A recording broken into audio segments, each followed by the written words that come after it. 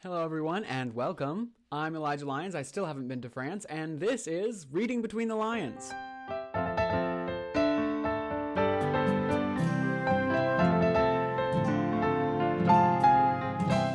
If you're just joining us, this podcast is going to be fun. We hope. Since last I spoke to you, my pesky sinus congestion has cleared up beautifully. My voice is back to its rich, full baritone sound, and also all of my hairs have been cut. Each hair is now shorter than it was before. Interestingly, though my voice is now clear, the microphone is not. Acknowledging right away and apologizing, this microphone is poor quality. I just got it yesterday. My previous microphone just conked out. I was using it to record a song and it just died completely. It's dead now. It's off where mics go when they die. But I ordered this one and it came in just in time for me to film, but it's really bad quality. So I apologize. I'm going to do whatever I can to make the next one much, much better than this to your ears. Full disclosure, at the time of recording this, it is not yet Christmas. We are a week before Christmas now and counting down. But regardless, we are looking into the new year, looking towards everything that's going to be happening and things that might happen and might not. And for you guys, we're already in it. It's already 2025. Now, I don't personally do New Year's resolutions because I think if something's important enough to make a New Year's resolution out of it, I'll be doing it already. But I do have a couple of resolutions for this podcast. Podcast-specific New Year's resolutions, here we go. This year, I would like an occasion to arise where I can say, that was not on my 2025 bingo card. Trust me, it'll be cool. It'll be cool to me, at least. That was not on my 2025 bingo card. Hopefully a positive thing, but I mean, if it works, it works. For the second one, let's have less than 3 large podcast-related mishaps. That's, technical difficulties, podcasts accidentally deleting themselves, guests going insane. Big, large podcast-related mishaps. Whatever those may be, let's have under 3. Whatever those may be, let's have under 3. I'd also, for the third one, I'd love to see a duet naturally occur. With me, this isn't unusual. We'll just have to see if my guests are of the same musical nature as I am. Speaking of the musical nature, if it wasn't clear enough from the last episode, I am a performer, and so these podcasts will probably include much showmanship. Although we won't just be talking about performance and such. This podcast is from the point of view of a performer, which I think can give a bit of an interesting difference, maybe, to the point of view you're used to seeing, or if you are a performer as well, maybe you'll relate. Who knows? Regardless, I want to tackle many aspects of life, because performers live too. I don't think that comes as a shock to anybody. For clarification as well, though, I am a beginning performer. I've had some years of training and some years of experience, but I'm still just getting in there, So, wish me luck, or pray on my downfall. It's entirely your prerogative. To ramble as a performer for just a moment, then this past week, we're in the week before Christmas, so this past week I've had 11 auditions, 6 full run-throughs of the wonderful show White Christmas, in which I played Phil Davis, such a great cast, such a great show. I'll miss it forever. 4 full runs of a Christmas parade, and finished up my semester of master's studies while we were at it, and preparing for the podcast. Oh, I also have been posting a different Christmas song every day of December so far. Are all of these things necessary? Did I bring all of this upon myself? The answers to those questions respectively are no and yes. I did. It's my fault. But I legitimately wouldn't have it any other way. The auditions have been going well. I really love auditioning. So it's been exciting. Haven't gotten any definite answers back yet. Just came from one today, actually. A lot of fun. For those of you out there who are dancers, if you can pick up a combination and just do it, how? Anyway, I'll leave it, not to get emotional. I'll leave it there, but I can't. I love dancing, but it takes me some time to pick up on those moves.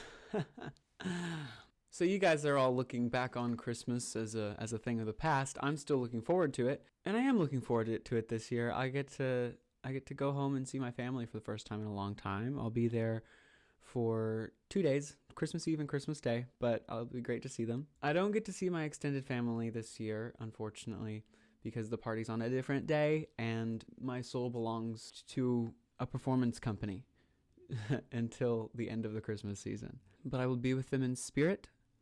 Maybe they will one day watch this episode and realize that I do love and care about them, even though I haven't been present for ages. One of the things I've found cool about the Christmas season last year, is the Christmas ads. Now, I, much like Tom Haverford from Parks and Recreation, love ads. I pray that is where the resemblance between Tom Haverford and I begins and ends. I never had intended or wanted to be compared to that character, but that's what came out of my mouth, so it stays. It's not like I can edit it out or anything. I've been watching all of these, I've been watching some shows. One of them was Parks and Recreation, if you can't tell, on Peacock, and so the ads are abundant, but that means I've gotten to observe a lot of the different trends and styles and things going on for Christmas commercials this year. One thing I noticed, and a question that came out of it, was do all the companies have to agree on which song they get to use? Like each year, it seems like the songs don't overlap. Old Navy did a fun one, a play on Winter Wonderland, and it had subtitles, which I didn't know why it had subtitles, and then I really appreciated it because it said, "We've got prices that slay.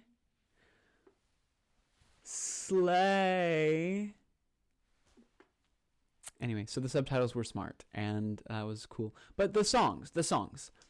I think T-Mobile had Most Wonderful Time of the Year. For some odd reason, Target used Pure Imagination, which, don't get me wrong, I love Pure Imagination, but they butchered it.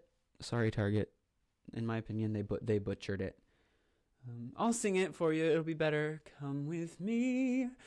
And I'm not going to put you through that. So yeah, do they all get up together in a boardroom and we're like, hey, I would like Jingle Bells this year. I didn't. I was stuck with Marshmallow World last year, and I just don't feel like that's my brand. Can I use Jingle Bells? And then McDonald's is like, no, actually, we called the dib. And they're like, well, dang it. McDonald's gets whatever McDonald's wants because money. Oh, I've also really enjoyed the John Travolta kind of Saturday Night Fever, except he's also Santa Claus commercial. I don't know if y'all saw that. You could probably find it on YouTube now that we're ages past Christmas. It oddly insinuated that John Travolta's Santa Claus had been familiar with one of the women in the commercial. I don't know. It was odd. They just kind of like did a winky eye at each other, and that's just what I got out of it.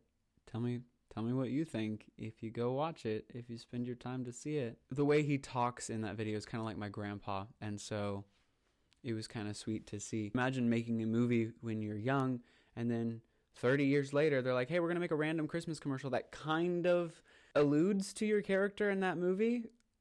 I mean, honestly, it seems like a dream to me. I would love that to happen, but it's just interesting. Another person, not Christmas necessarily, but Jennifer Coolidge has been in a lot of commercials recently. Hasn't she? I feel like I've seen a ton of them. She's pretty funny. I appreciated them. She's just living her own life, you know? She's just her. Has anyone out there met Jennifer Coolidge? Is she like, is that her? Or is she just always playing that character? You know, like Jeff Goldblum is always Jeff Goldblum, which usually he's cast really well, and so it fits. But, I mean, is Jennifer Coolidge really just Jennifer Coolidge? Or is that a character she plays, you know? For Jennifer, I would lean towards character she plays Whereas for Jeff Goldblum, I would believe fully that that's him. That's how he is. Oh, so I have a little bit of a change that I need to make people aware of. My YouTube channel, which soon, hopefully, will be populated with much more than just this podcast. A lot more if TikTok really is going bye-bye. My poor other socials, they're going to be just swamped with goofiness. Because TikTok was where I got my goofiness out, you know? And now I like it. I like being goofy, and so other places are going to have to deal with it.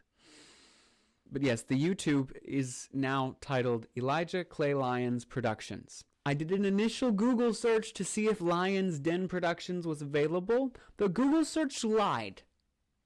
The multiple Google searches I did to find it lied and said that there was nothing called the Lyons, Lyons Den. Right when I went to YouTube to type in the name and find my account, it pulled up a bunch of videos under the banner of Lyons Den Productions. So I had to change the name. There's also another Elijah Lyons out there. Who would have guessed? Don't look him up. Wait years until my name comes up first. I'm not threatening the other Elijah Lyons, to be clear. I would just like my name to show up first on a Google search one day. Or even a YouTube search. I don't know. Let's do this, guys. Let's make this happen. Anyway, that's Elijah Clay Lyons Productions. Definitely go follow that. Subscribe. All of the different platforms have different names for what it means to be involved, I guess. So forgive me. Now, if you don't want to subscribe to me on YouTube, I understand. I only find one singular individual interesting enough to subscribe to on YouTube. That individual is Ryan George. If you don't know of Ryan George, go learn. Go find out. He's hilarious. He does Screen Rant pitch meetings. He does videos on his own channel that are just brilliant. For a while after I first started watching him, my entire brand of humor melded into his. I think I've sort of settled in my own now, but I was influenced. I was influenced by him. I actually wrote a sketch that I'll be producing soon that's kind of a similar concept to the ones he does, but I don't intend to copy his brand. He's just inspired several things in me. Have no fear if you're getting tired of just hearing me speak and looking at my face. If you're watching this, if you're not, no shame. No shame at all. Continue listening to the sounds of my voice, now free of congestion and smooth. Ah. I would like to apologize for any mental anguish that may have caused. But if the solo act is getting old for you, I will be having my first guest very soon. Stay tuned. I haven't recorded it yet, so I can't promise it'll be interesting. I'm putting a lot of the pressure on my guest because I don't want to be at fault if it's boring. But honestly, it'll only be interesting if I do a good job at this interview, so don't put that pressure on me. Let my guest have the pressure. I do have one guest that I'm hoping to get on the podcast one day. So far, they haven't agreed to be on the podcast. Her name is Bunny. No, that's really her name. She worked with me at a theme park, and she was one of the people who inspired me to start this podcast. We were originally going to do a podcast. It was a joke. We weren't actually going to do it. But the joke was we do a podcast entitled Bunny in the Lyons Den because she and I are both crackpots. And so when we're together, it's really wild. But hopefully, some point in the 27 episodes, I'm not kidding you. If I do this every 2 weeks for the whole year, it'll be 27 episodes. We'll see. I'm not entirely committing to that. That's the goal. We'll see. But hopefully somewhere in those 27 episodes, I can convince her to be on the podcast. Bunny, if you're listening, I will get you onto the podcast, onto the podcast. You're safe, like from physical harm. None of your children or grandchildren would appreciate a threat, so I'm not threatening you. As for now, I'm just in a very much a waiting, and I think I'm in the backstage period of my life. I'm in like set construction, you know, I've just got Invisalign. I'm gonna start that soon, so my teeth won't look like a rodent's. That's the hope anyway. Just working on exercising and eating well and just keeping muscle and just so that when I do start finding the right hairstyle, I'm thinking about a perm. I haven't decided. It's just nothing's working. Nothing's been quite right. But you know, all that so that when I do start getting headshots and things done and sending photos and portfolios to modeling agencies and such, that I'm ready, kind of building up a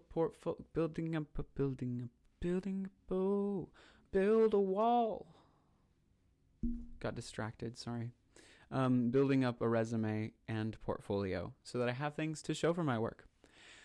Speaking of portfolios, if you'd like to see some of the pictures of what I've currently done, the website that is currently in production, but hopefully at the time of releasing the video, it is fully out there and ready. The website, which should be ElijahClayLyons.com. I don't know, I haven't bought a domain yet. That's what it should be. Stay tuned. Seriously, if you have any questions about it that you want answered right away, just email readingbetweenthelionspodcast@gmail.com. That'll give you the most up-to-date information. I'm behind in these videos. I'm behind in this recording, but I can give you up-to-date information that way. The website will be up, and it'll have a bunch of pictures of shows I've been in, things I've done, and I'll hopefully keep updating that.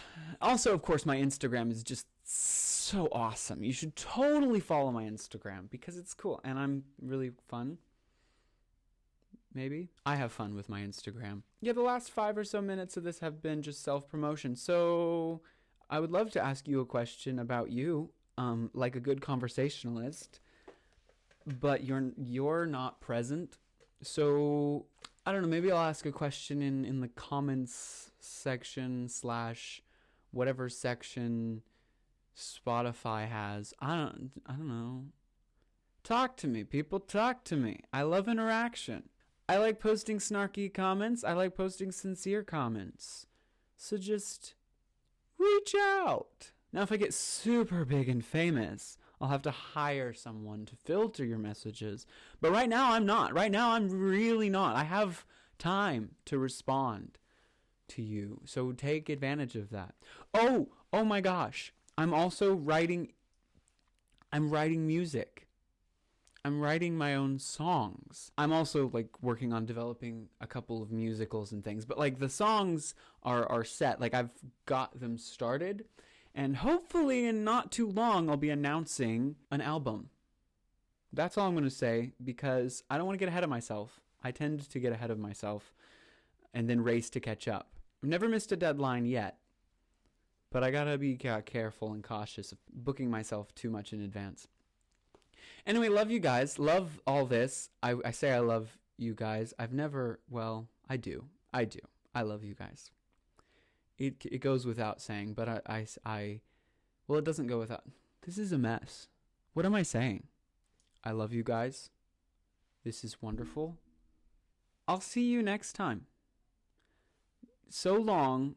See you later on Nick Jr. That was a terrible sign out. I apologize for that as well. Farewell. Oh. So long, farewell. Off you to sing goodbye. Goodbye.